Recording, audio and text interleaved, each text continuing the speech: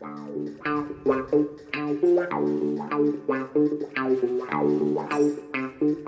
Pat. Hello, is that Gabbie? It certainly is, and welcome all. How are you, mate? Yeah, welcome all to My 70s with Dodworth legend, Mr. Pat Howard, and also, let's say, Barnsley, Newcastle, Arsenal, Birmingham, Portland Timbers, and Bury legend as well. And by the way, happy anniversary, sir. Thank you very much indeed. Do you know what the anniversary is for? I'm just trying to think. I'm going to take you back 48 years, and let's start at St Really? James's Park on the 24th of January 1972, when out of the hat, after Newcastle United, come Hereford. Oh dear, it's that one, is it? Yeah, Right. it's that one, yeah. Yeah. What's your memories of that game? Yeah, I think we were drawn against them and we played them at home the first game. Yeah. And they got off to a really good start. I don't know if it was a mistake on my part, but I think I misjudged a long ball from the kickoff. Believe it or not, one of their lads sort of made a great run and smashed it into the back of the net. So we got off to a bad start, at Newcastle. Mm-hmm. But I think with teams like that, Gabby, you've got to take your chances, haven't you? Yes. And we had loads of chances. But anyway, we ended up with a draw, and we had to go there, for the replay. And then the replay was cancelled twice, so we're in a hotel down there for an extra 2 or 3 days because the conditions were really bad, and it was an awful pitch that they played on. But that's football, isn't it? You win or lose, but you don't want to be losing to part-time players, do you really? So it came as a big shock to get knocked out by them. Yeah, and the replay was on the 5th of February. So that'd be 10 days after? Because what used to happen in the old days is if you played on the Saturday, you'd have the replay like the following Tuesday or Wednesday. I mean, now It's a modern thing that it's 10 days after, but in effect it was 10 days after because of inclement weather in those days in 1972. Yeah, that's very true. Yeah, I think the first replay was at Everton, Gabby, yeah. And I played in the first one. And, it was still a draw. And then a couple of days later, I do believe, I was suspended. And, we played them and we managed to, so... But, these games, they all go into one, don't they? I'm starting talking about another game there. Sorry about that, I was going to say, because that game, I'm thinking, hang on a minute, Pat. It was 1972. You've skipped a couple of years because you're talking about Forest now in that game that you didn't play because you got sent off, sir, didn't you? I did, yeah. But sorry, going back to that, it's a sad day, isn't it, when a non-league team knocks you out. And Joe Harvey, I felt really sick for him. I felt sick for everybody else, but we had to take it, But it created a lot of newspaper articles, and it was on the match of the day. I went to the Football Museum the other day in Manchester. I was doing a little bit of a chat there, and they have all televisions all around. And walking past one of the televisions, a friend of mine who had invited me says, "Look, you know what that game is, don't you? That's Hereford and you there, Newcastle. Look at you there. Why didn't you get in the way with that shot that scored the winning goal?"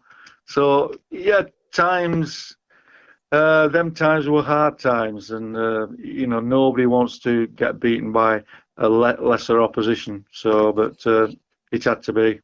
What time of the day did it kick off? It was also John Motson's first commentary game, wasn't it? Yeah, was it an early it? kick-off because of floodlights? I seem to remember as a schoolboy coming home from school and the game being kicked off early, but that might be my memory playing tricks on me. You might be right there, actually. You might be right. I'm not 100% sure on that one. But the playing conditions were abysmal, really. Like I say, the pitch, it was diabolical. But you know, you can't blame that because we were professional players. We've got Malcolm MacDonald, we've got John Tudor, Bobby Moncur, we've got all of us in the team, and we should have been good enough to sort them out. But on the day, there wasn't a right lot in it. But then it just takes one fantastic shot from a long way out that goes in the top corner. Before you know it, that's it. Yeah. So yeah, thanks for reminding me on that one. That's okay, Pat, my pleasure. But I'm just going to stay at Edgar Street briefly because that strike from Ronnie Radford was one of the goals of the season, wasn't it, in 1972? It was a thunderbolt of a shot. It certainly was, yeah. It's just I can remember it sort of, you know, it's a good bit above my head, and I'm thinking that's going to be close. That, you know, as he's had the shot, I thought that's going to be close, and obviously it went in, and everybody knows about the situation after, don't they? You know, a first division club being knocked out by a non-league side, which it's never happened a lot, has it? Never happened a lot, but. It certainly happened that day. It's happened a couple of times to my team, Birmingham City. We're going to talk about Blues a little bit later because you did join Birmingham in 1977, but we got beat by Altrincham, and then we also got knocked out by Kidderminster as well. So I know where you're coming from, being beaten by non-league opposition. But pitches like that are great levelers. The FA Cup is a great leveler. We're going to fast forward. We did cover it in a chapter of my life. The 1974 game against Forest. That was possibly, arguably, the most controversial FA Cup tie of all time, wasn't it? I would have thought so, yeah. We'd drawn at home against Forest, and you know, there's a massive crowd there, 55, 57,000 there, you know. So, but we get off to a bad start against Forest, and they take an early lead, and I think they get another as well, and then we pull one back, and then you know, this story I've told many times, and they get a penalty, and one of our players, David Craig, has miscued.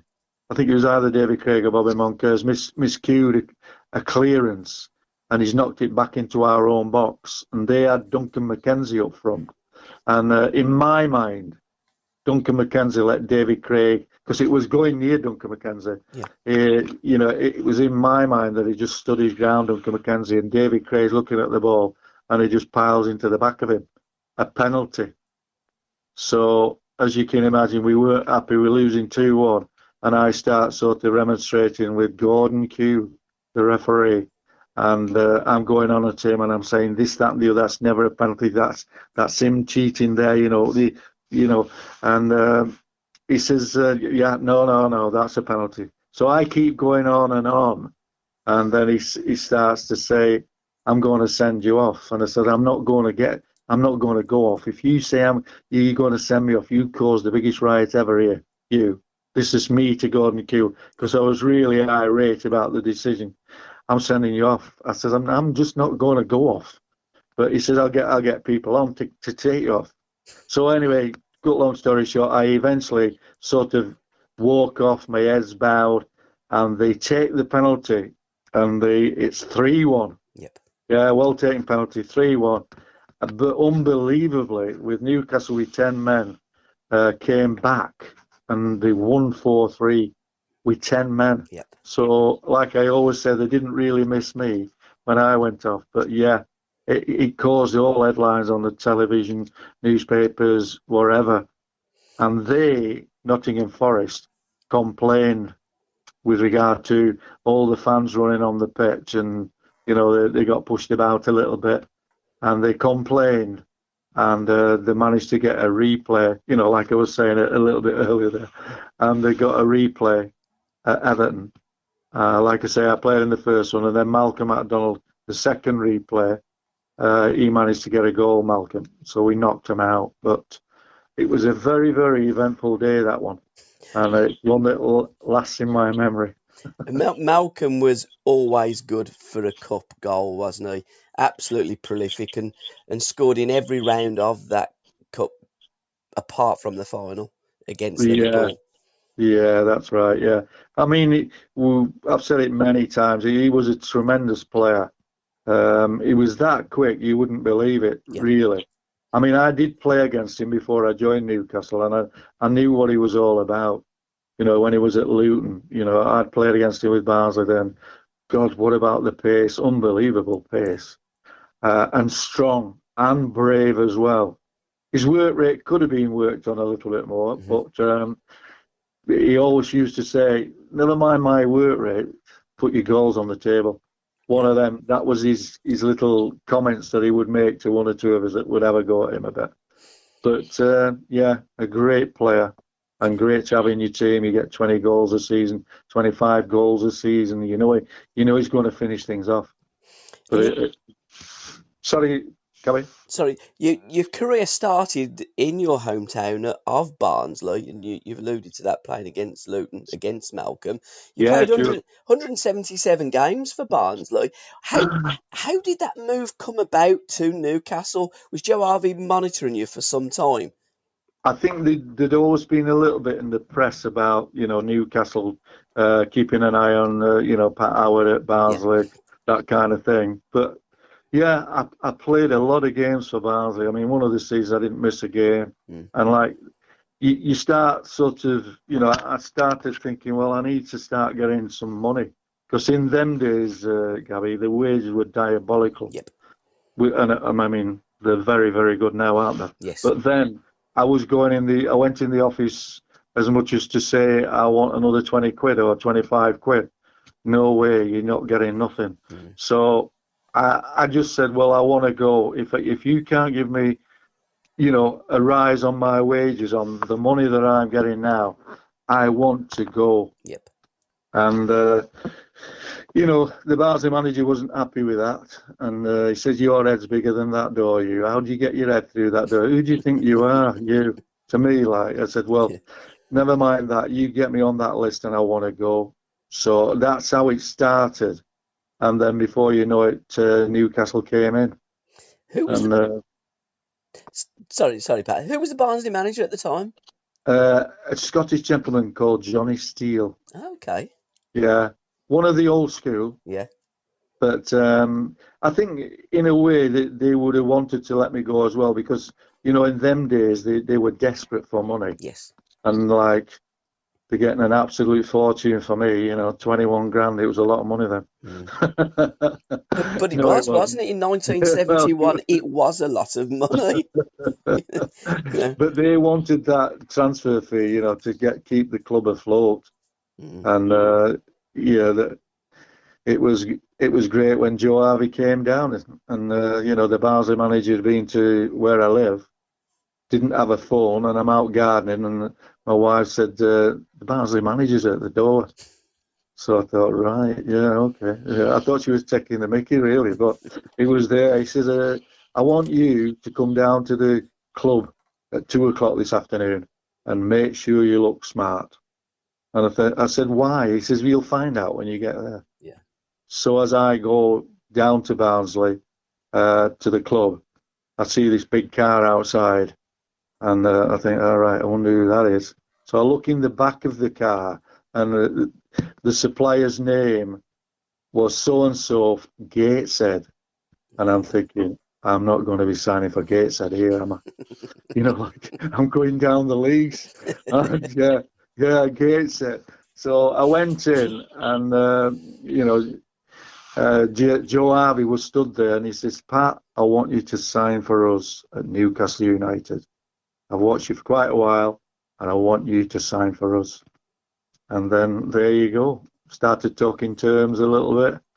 And what I decided to do there was to just see how desperate Barnsley were. And I said to my manager, Johnny Steele, if I don't get £2,000 out of this, which is a lot of money then. Yep. That was a lot of money, £2,000. If you don't write £2,000 into my contract with Newcastle, I'm not going. And what? No chance. You've got no chance. I says, well, it's up to you. You know, if you don't do it, I'm not going to go. So I was risking getting my career off it to the highest level. And anyway, they called a quick board meeting, and the manager came out and says, well, you know, we're going to give you the £2,000, but he says, I don't want to ever see you at this club again. Wow. That's what he said. Yeah. Which is fair comment. That's up to him, isn't it? But it was a lot of money then, Gabbie. Yeah, £2,000. Did So you it ever? got wrote into my contract, and away I went. Did you ever go back to Barnsley out of interest? What, just to stir it up? Oh, yeah, The odd time. yeah, The odd time, yeah. yeah. But no, I never went back really over the last the 2 or 3 years that I signed for Newcastle. Yeah. I never really went back watching a game there. So that, that's what he said. You're not going to be welcome here, so don't you ever come back here. Now, in a shooting interview, they always used to do a focus on a player. It did suggest, well, you did. You told the reporter that one of your dislikes was gardening. It was actually, yeah, yeah, it was. So did your missus force you to do that? How bad was your garden that day? It needed sorting out, actually. Yeah, it did. Yeah, but I thought she was kidding, when she came to the door. It came to me in the garden there. But no phones, you see. Didn't have a phone. No. And it wasn't the era for mobile phones, was it? No, but didn't have a landline. Yeah. We didn't have a landline, so it just shows you've done it all them years ago. That didn't have a phone for maybe a year after that. So and your time at Newcastle was relatively successful, wasn't it? And on the back of the 1969 Fairs Cup win against Rupes Doza, Newcastle must have had a little bit of money, because in 71 they bought in Malcolm. They also brought in Terry Hibbett, and then they bought in Tony Green and yourself. So four big players for Newcastle United, all arriving within a few months of each other. That was exactly true, yes. Yeah. I went back to the anniversary of the Fairs Cup last year.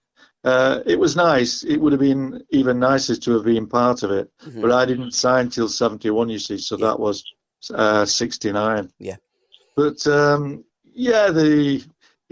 Joe Harvey there, he got his money he got his hand in his pocket. Yep. And there was also Terry McDermott there, Cabbie, as well. Yes, another good player. Tommy Cassidy as well would have been there, would it, in them days? Yeah, he was. But like he's got Malcolm first, and then I think it was maybe Terry Hibbett and Malcolm. Yeah. Then it was me, and then Tony Green was a little bit later. But he also got Terry McDermott at the time as well. Yeah. So there weren't bad signings then, were there?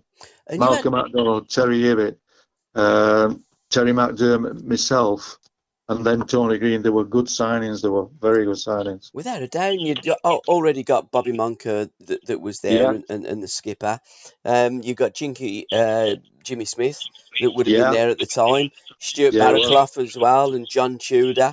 You got a good team there at Newcastle, and ideally set up for cup runs. Definitely, yeah. I just don't think we had the consistency each week. Yeah. Either good or bad. They're a bit similar to that now, aren't they? They can have good results, they can have mediocre results, sort of thing. So it's just being able to be very consistent week in, week out. But we had a fair side on paper, a good side. You certainly did. You debuted against Wolverhampton Wanderers, didn't you? Yeah, it was. Yeah, and luckily for me, we got off to a good start, 2-0, and then it was quite funny, really, just before the game, with me being a centre-back and not bad in the air, sort of thing. Yeah. And Joe Harvey says, can you just keep an eye on Dugan, Derek Dugan? So as you can imagine, he was like a superstar when I'm at Barnsley, the likes of him, and I'm then in the firing line and I'm playing against him. And week in, week out, Gabbie, it was Man United, Everton, it was this, it took a bit to get used to. But we got off to a great start there, and I did a good job on Dugan as well. I think we beat him 2-0, so off to a good start.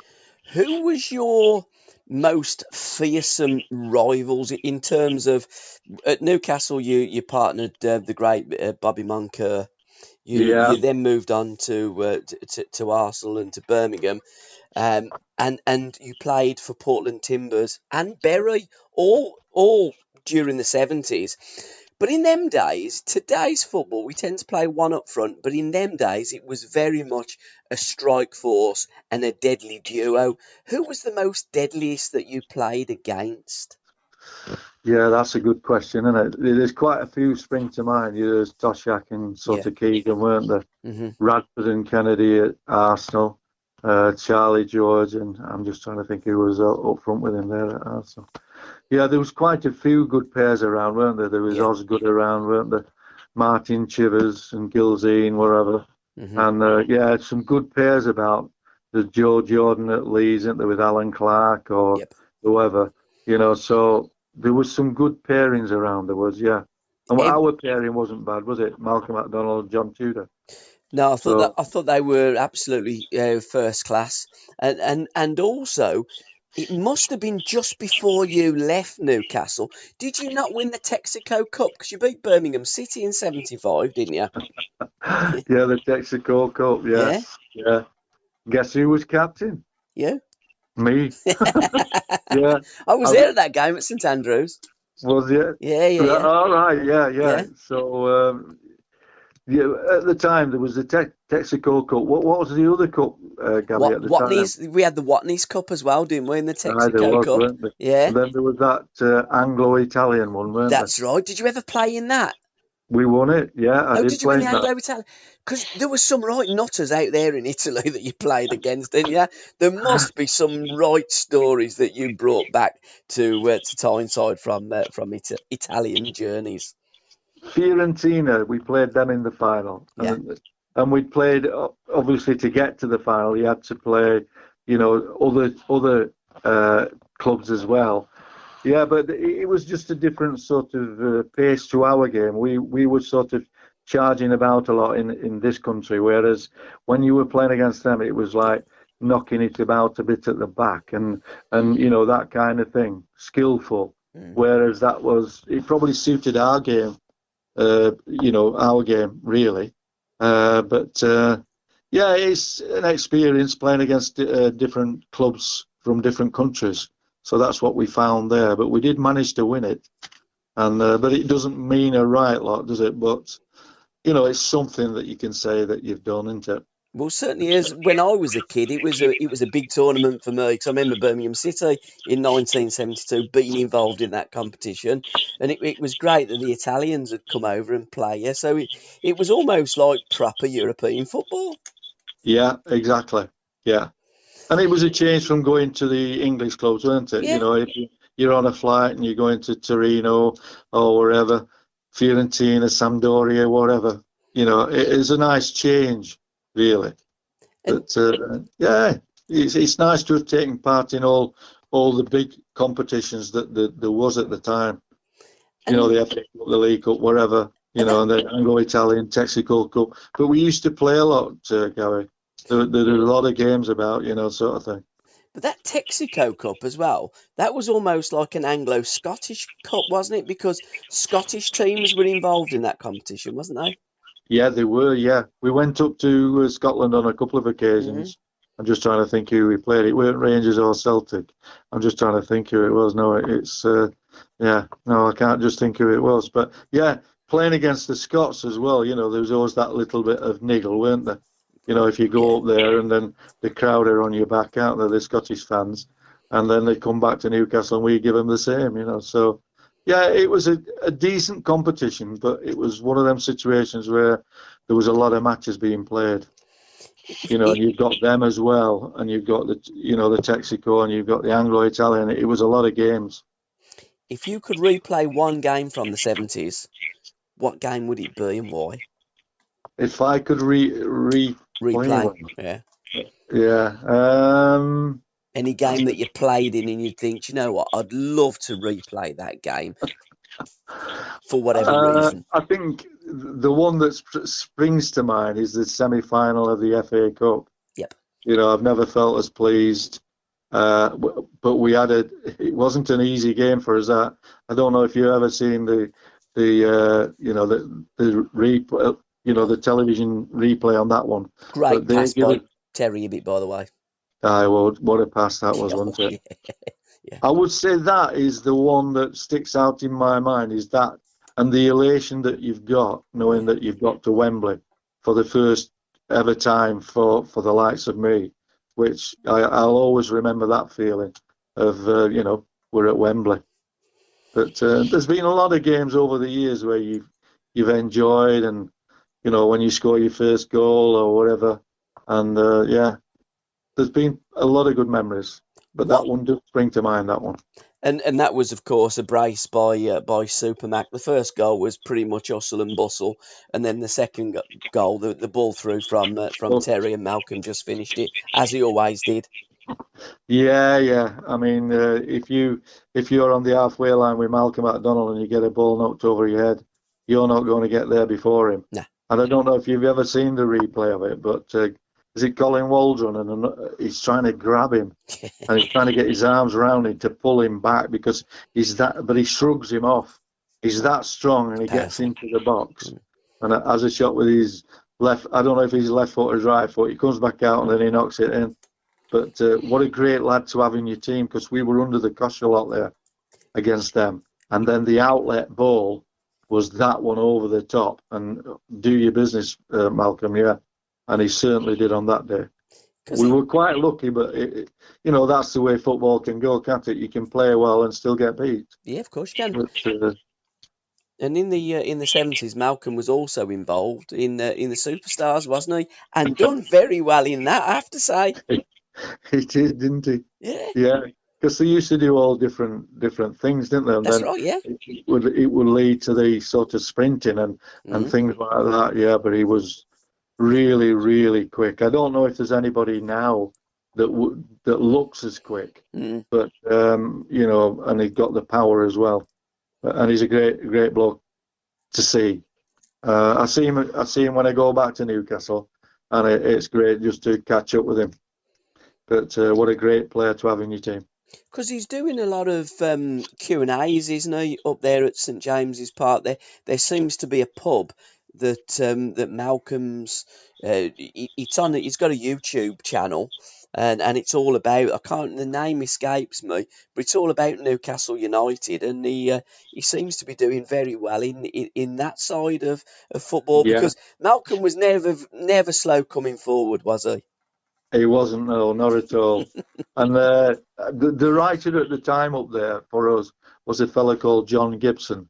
Okay. And Steve Wraith, who is a promoter up there. That's the boy. And they meet as a threesome. Yep, that's it. In one of the pubs close to the ground. Yep. And Malcolm gives his opinion on how things will go, and then John Gibson, the writer, they're discussing things, and he does it on a regular basis. He does, which I'm really pleased for him. Who were your heroes growing up, Pat? Who did you want to be, and what made you want to be a footballer in the first place? Yeah, I think when I was growing up, I was a defender, and I used to try to imitate. Do you remember a player called Dave Mackay?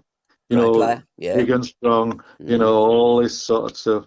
And then, but my favourite, I would say, was Bobby Charlton. Yeah. Bobby Charlton was the one that I sort of thought, oh God, he's the best thing since sliced bread. When I'm that young kid growing up, but who'd have thought that maybe 10, 12 years later that I'd be on the same pitch as the likes of Bobby Charlton, so, but it was great for me being able to be very good as a young kid, play for Barnsley under 11s, under 12s, under 14s, and then the town team under 15s, and I played for. So it was a step up all the time. Yeah.